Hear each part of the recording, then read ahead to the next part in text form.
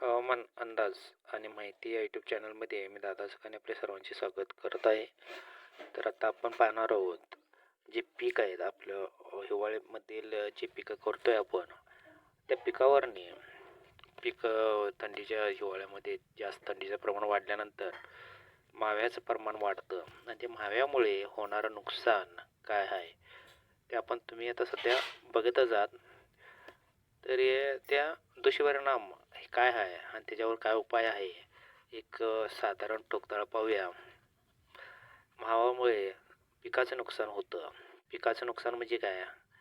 पिकाचं उत्पादन कमी येतं. पानं जे असतात मावा रोगामुळे पानाचे नुकसान पण होतं आणि पाण्याची वाढ थांबते. फुलांचे नुकसान होते. फुलांचे नुकसान होते म्हणजे मावा रोगामुळे फुले पडतात, नुकसान होतं फुलांचं, फुलांची संख्या कमी होऊन जाते. फळांचं नुकसान होतं.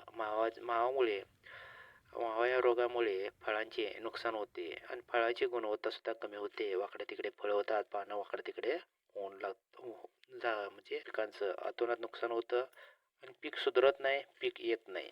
परत त्याला ॲक्टिव्ह करण्यासाठी पीक येत नाही.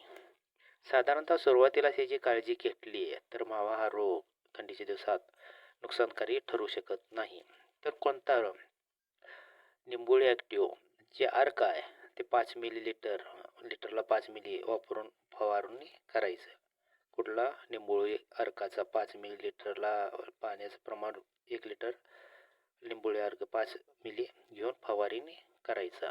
ते पिवळे टेप मिळतात बघा. पिवळे म्हणजे असे जागोजागी लावायचे पिवळे टेप. त्याला मावा आकर्षित होतो आणि त्याला चिकटून बसत असतो.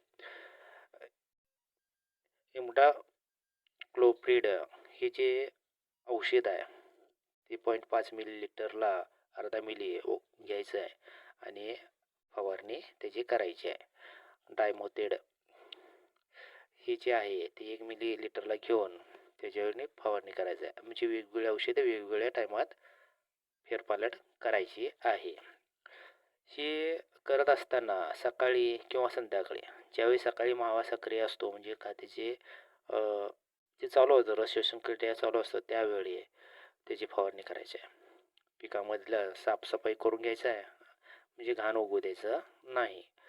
जैविक उपचारसुद्धा करायला काय हरकत नाही.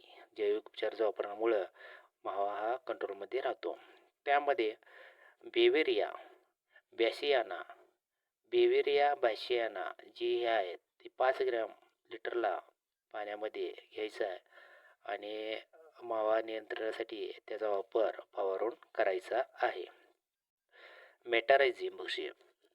मेटारायझिम हे 5 ग्रॅम लिटरला घ्यायचं आणि त्याची फवारणी करायचं आहे. त्यामुळं माव्याचं नियंत्रण होईल.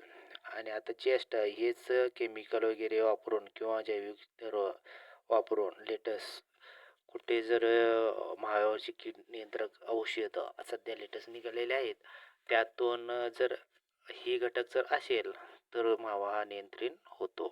सोलोमनसारखं औषध आहे, जास्तीत जास्त मावा आला तरी वापरायसारखं.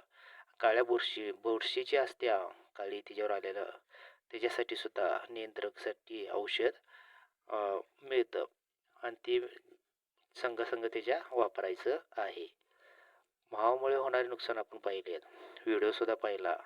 हा व्हिडिओ सगळ्यांना आवडणाराच आहे शेतकऱ्याला. पण तुम्ही चॅनलला सबस्क्राईब करून ठेवा असेच अपडेट पाहण्यासाठी आणि जास्तीत जास्त करून हा ग्रुपला आपल्या शेअर करत चला जेणेकरून आपल्या जवळील सर्वच शेतकऱ्यांना त्याचा फायदा होणार आहे. व्हिडिओ शेवटपर्यंत पाहिल्याबद्दल धन्यवाद.